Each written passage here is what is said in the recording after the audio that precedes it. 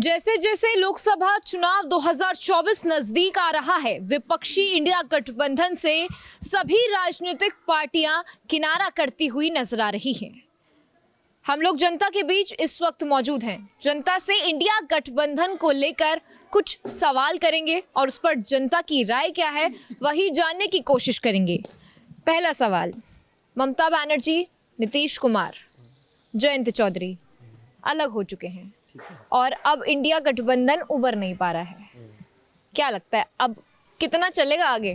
गाड़ी आगे और कितनी खींचने वाली है? वो गाड़ी चलनी नहीं है। मैं ये समझता हूँ जैसे कि आपने कहा कि इंडिया गठबंधन, ये 2024 का जो इलेक्शन है, ये इससे पहले नाम होते थे इनके महागठबंधन। इस बार इंडिया गठबंधन किया इन्होंने। पब्लिक ने ये माना है कि ये इंड गठबंधन है। इंड बोले तो समाप्त। अब इनका आगे भविष्य में कोई वजूद नहीं रहना है। जनता ने सब इनको पहले परख चुकी है। जनता कई बार इनको मौके दिए हैं। जनता ने उन्होंने जो भी वादे किए हैं देश को, जनता को, वो आज तक पूरे नहीं किए। जो भी क्या नाम है नियम लाए उन्होंने, उनमें सब में करप्शन किया इन लोगों ने।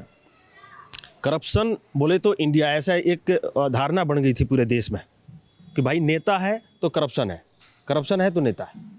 अब वो धारणा कहीं ना कहीं मोदी जी के आने के बाद 2014 के बाद लोगों में बिल्कुल चेंज हुई है और एक आत्मविश्वास एक हिंदुस्तानी के अंदर आया है कि भाई हाँ, हमारे पीछे एक ऐसा नेता है, हमारा एक आदमी है जो देश के लिए सोचता है, देश की बात करता है। और आप ये देखिए कि आज पूरे विश्व पटल पे जो वैश्विक छवि आज पूरे विश्व पटल में जो हमारी इंडिया की है, वो कहीं ना कहीं मोदी जी के बदौलत है। सहमत है इनकी बात से?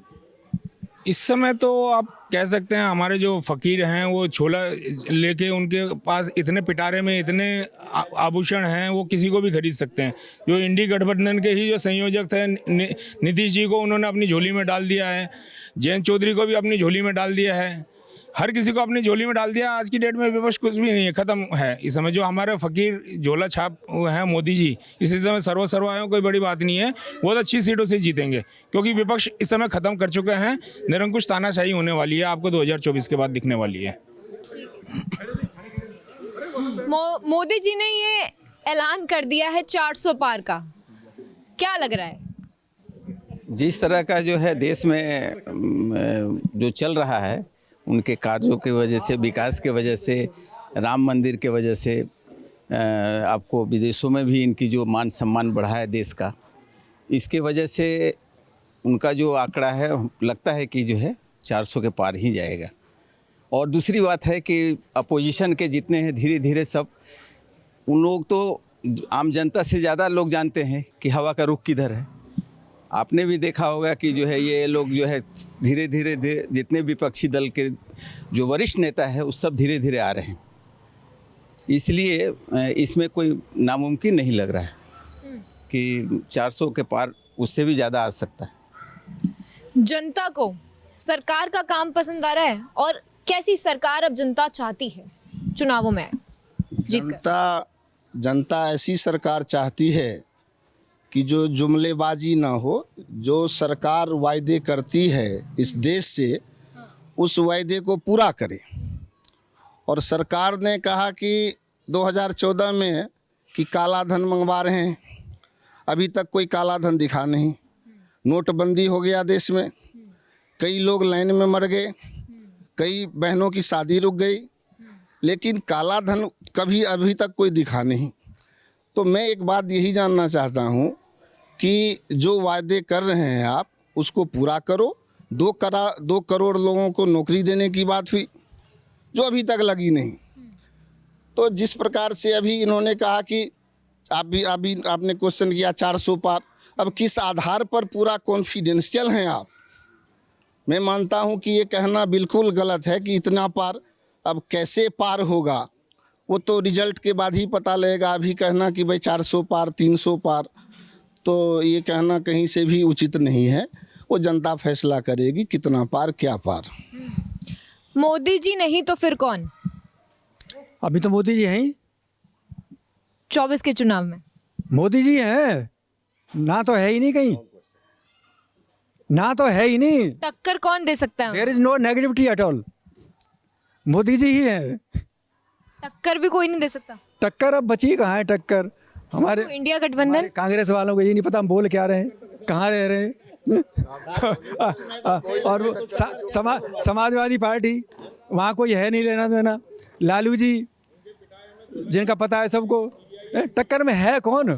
टक्कर वक्कर कुछ नहीं है, टक्कर है ही नहीं। अब उधर यहाँ जाओ दिल्ली में तो अभी जुमलेबाजी की बात हो रही, यहाँ तो जुमले ही जुमले हैं। दिल्ली में तो जुमले के अलावा, जेल के अलावा कुछ है ही नहीं। टक्कर है कहाँ? मोदी जी टक्कर नहीं है। नहीं है। हाँ, वो क्या सबसे बहुत है वैसे, लेकिन मोदी टक्कर नहीं जी आपने वो बहुत पुराना एक कहावत है कि कोई नहीं है टक्कर में, क्यों पड़े हो चक्कर में। कहाँ टक्कर है? कौन देगा टक्कर? क्या आज तक किसी प्रधानमंत्री ने इतने काम किए हैं जो इनको टक्कर देने चला है? कोई भी टक्कर नहीं दे सकता, इसमें तो कोई डाउट ही नहीं है, प्रश्न ही नहीं बनता। बाकी जहाँ तक अभी जुमलेबाजी की मेरे मित्र बात कर रहे थे, तो आजकल तो जुमलेबाजी का अगर सर्टिफिकेट नंबर 1 किसी को दिया अगर जाएगा तो मेरे ख्याल से अरविंद केजरीवाल जी को दिया जाएगा।